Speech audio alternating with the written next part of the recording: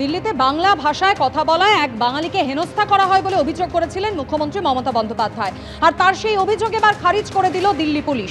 মালদার পরিযায়ী শ্রমিককে হেনস্থার অভিযোগের প্রেক্ষিতেই এবার বিস্ফোরক দিল্লি পুলিশ। বাঙালি হেনস্থার নামে সাজানো ভিডিওর দাবি করেছে দিল্লি পুলিশ। মালদার রাজনৈতিক কর্মী তথা এক আত্মীয়ের কথাতেই এই ভিত্তিহীন ভিডিও। দিল্লিতে সাদা পোশাকের পুলিশের হাতে হেনস্থা 25,000 চাওয়ার দাবি করা হয়।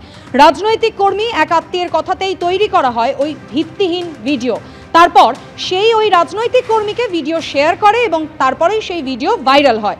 জিজ্ঞাসাবাদে এমনই কথা স্বীকার করে নিয়েছেন ওই মহিলা, দাবি করেছেন দিল্লি পুলিশের ডিসি। কালিমা লিপ্ত করতেই ভিডিও ভাইরাল করা হয়েছে, বিস্ফোরক দাবি Delhi पुलिसের।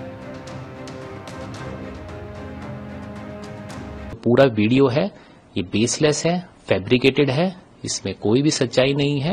Chief minister of west Bengal उनके ट्विटर हैंडल से एक ट्वीट किया गया जिसमें ये बताया गया कि दिल्ली पुलिस के द्वारा एक बंगाली स्पीकिंग महिला और उसके बच्चे को असॉल्ट किया गया।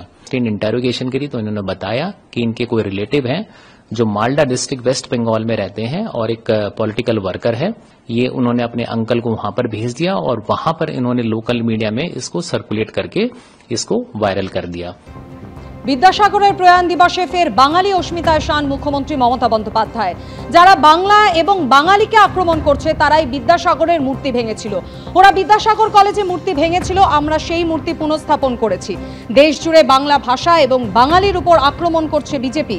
আর এই পরিস্থিতিতে এই মহামনীষীর জীবন, শিক্ষা, দর্শন আরো বেশি করে প্রাসঙ্গিক হয়ে পড়েছে। বিদ্যাসাগরের প্রয়াণ দিবসের পোস্টে বিজেপিকে এভাবেই নিশানা করেছেন মুখ্যমন্ত্রী মমতা বন্দ্যোপাধ্যায়।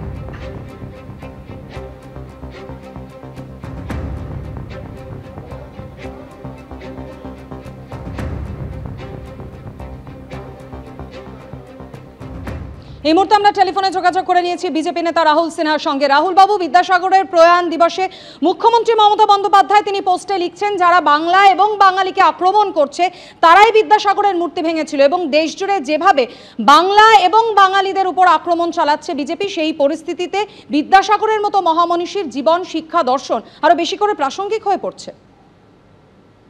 দেখুন, যারা ঘৃণ্য রাজনৈতিক স্বার্থে বিদ্যাসাগরের মূর্তি ভেঙে রাজনীতি করেছিল, আজকে তারা বড় বড় কথা বলছে। এবং আমি মনে করি এতদিন বিদ্যাসাগর কোথায় ছিল? একবারও বিদ্যাসাগরকে স্মরণ করেছেন? কত জন্মদিবস, কত প্রয়াণ দিবস চলে গেছে, বিদ্যাসাগরের একবারও নাম নেননি। আর বিদ্যাকে তো আলু পেঁয়াজের মতো বিক্রি করে ফুটপাতে বসিয়ে দিয়েছেন, রাস্তায় বসে আছে বিদ্যা।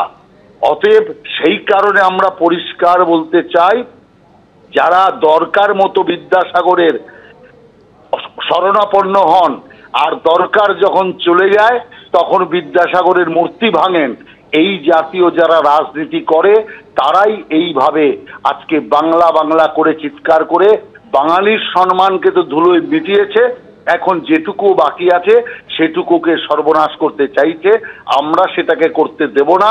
বাংলাকে আমরা সোনার বাংলা বানাবো, আবার বাংলা জাগবে, আবার বাংলা সব দিক দিয়ে ভারতের শ্রেষ্ঠ হবে। এটাই বিজেপির একমাত্র স্বপ্ন। অনেক ধন্যবাদ রাহুল বাবু।